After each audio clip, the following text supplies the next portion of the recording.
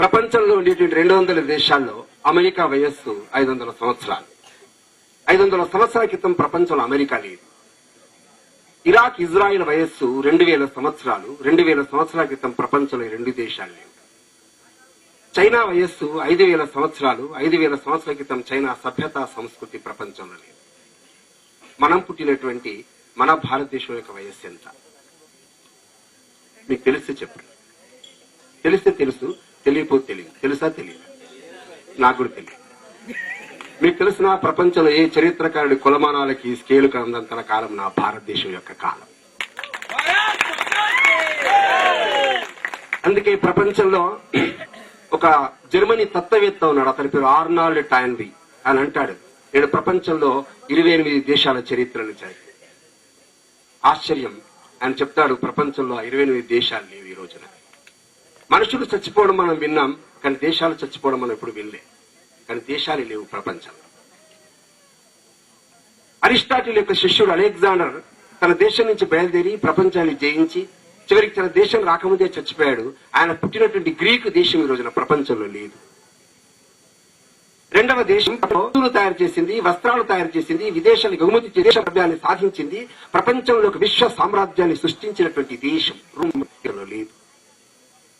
ఇంకొక దేశం, అది మనతోనే పుట్టింది, మనతో నడిచింది, మనతో పాటే ధర్మం, దార్శనికతల గురించి మాట్లాడింది. ఆ దేశం ఇప్పుడు ఉంది, కానీ ఆ దేశంలో 2 మిగిలాయి. ఆకాశం ఎత్తు పిరమిడ్లు, పాతాళంలో మమ్మీలు. ఈజిప్ట్ దేశం. కొన్ని పేర్లు మనకు తెలియదు, అస్సిరియా, సుమేరియా.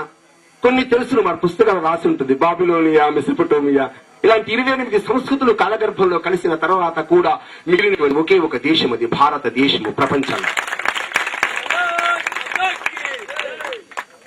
ప్రపంచంలో బహుశా ప్రతి దేశం ఆక్రమణకు గురైంది, దండయాత్రలకు గురైంది. ప్రపంచంలో ఏ ఒక్క దేశం కూడా ఆక్రమణకు గురి కానటువంటి దేశం లేదు ప్రపంచంలో. ఈజిప్ట్ మీద కేవలం 1500 సంవత్సరాలు దాడులు చేశారు. ఈజిప్ట్ యొక్క సంస్కృతి ప్రపంచంలో నాశనమైంది. రోమ్ పైన కేవలం 7-8 సంవత్సరాలు దాడులు జరిగినాయి. రోమ్ యొక్క సంస్కృతి ప్రపంచంలో నాశనమైంది. మీకు తెలిసిన ప్రపంచంలో మన దేశం పైన ఎన్ని దండయాత్రలు జరిగాయి, ఎంతమంది దాడులు చేశారు.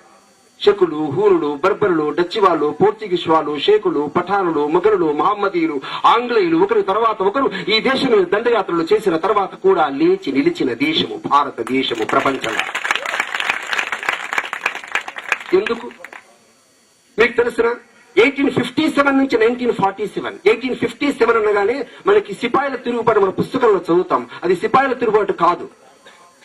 ఒక మంగళపాండేతో పాటు దేశంలో ఉండేటువంటి వేలాది మంది ప్రజలు ఆ రోజున మీరట్ ని ఆక్రమించారు, ఢిల్లీని ఆక్రమించారు, భూపాల్ని ఆక్రమించారు, గ్వాలియర్ ని ఆక్రమించారు, ఝాన్సీలో విప్లవాలు తీసుకొచ్చారు. అదేవిధంగా ఉత్తర భారతం అంతా 3 వ్యక్తులు, నానాసాహెబ్ పేష్వా, ఝాన్సీ లక్ష్మి, తాంతియా తోపే, అక్కడి నుంచి మొదలుకొని 1947 స్వతంత్రం వచ్చినటువంటి ఈ 90 సంవత్సరాల కాలంలో నా భారతదేశంలో దేశం కోసమే మరణించినటువంటి వాళ్ళ సంఖ్య ఎంత?